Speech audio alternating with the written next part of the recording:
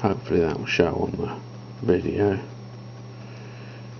Sort of animation I've made which lasts exactly a second, which I hope eventually will be the sort of time delay for the countdown. That bit will only actually run obviously when the timer's counting down, but I've just put it in just for show at the minute. Okay, come across here. I've got God, this camera's awful. Hang on, it's a bit more light. There you go. I've got 4 buttons there.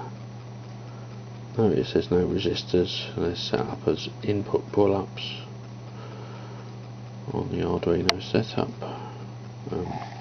Obviously it's just a thing over there.